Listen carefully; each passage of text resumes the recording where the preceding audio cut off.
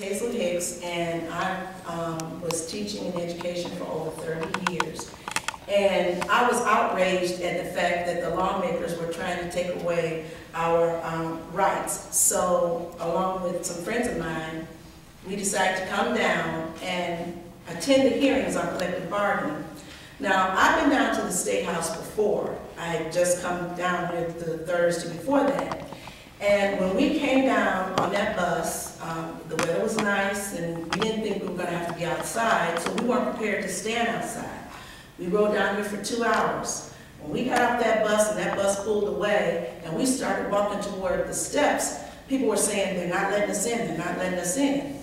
And so I'm looking at some of the retirees who were with me, and a couple with, canes and things like that, and I'm thinking, where are we going to use the bathroom, and how are we going to, manage this? So I'm like, we're not going to be denied. We're going to get in here and see what's going on. And then I felt violated. I felt like, first they're taking away workers' rights, now they're taking away my individual rights to enter my state house, because I've been a citizen of Ohio all my life. I was born here. So we're walking around and we're trying to get in, and there are troopers at the doors, and they're saying, you can't come in here, you can't come in here. So not being from Columbus, all we can do is continue to walk around.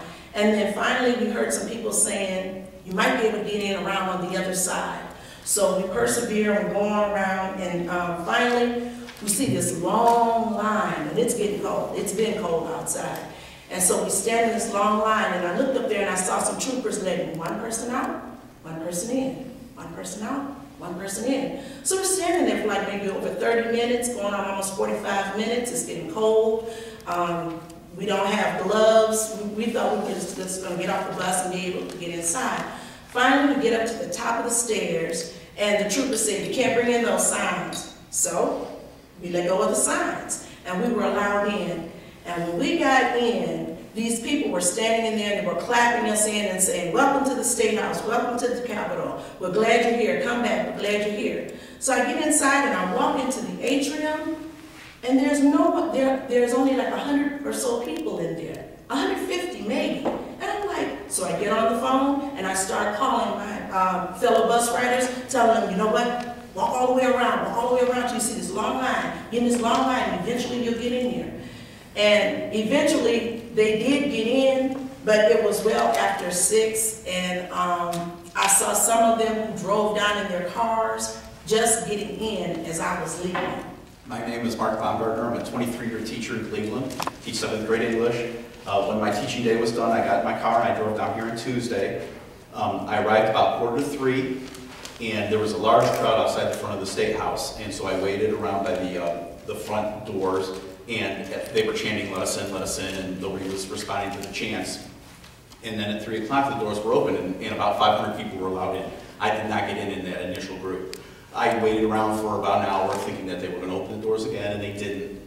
It was cold. Luckily, my wife told me to bring a winter coat, because I was going to bring a spring coat. But so I walked around to the side door on 3rd Street, and that was locked, and I saw some tourists coming out, and the door was locked, and I went up to it, and it was locked, and there were 2 state patrol officers inside, and they said, no, you can't come in, you have to go around the front. Walked around a little while longer, talked to some friends. About 5:30, I got in a long line along the back on High Street, and again, it was 1 for 1. If somebody came out, somebody else was allowed in. We had to leave our signs at the door, and that was just to get in the rotunda.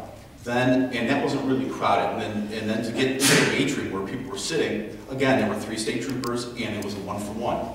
So somebody left the atrium, somebody was allowed into the atrium, and it was not crowded. You could really walk around; it was quite comfortable. But it should have been packed. And I feel that this is just, they want to restrict our voice in the process, and I think this is a way to restrict the voice of the people who had some serious concerns about this bill. So that was my experience.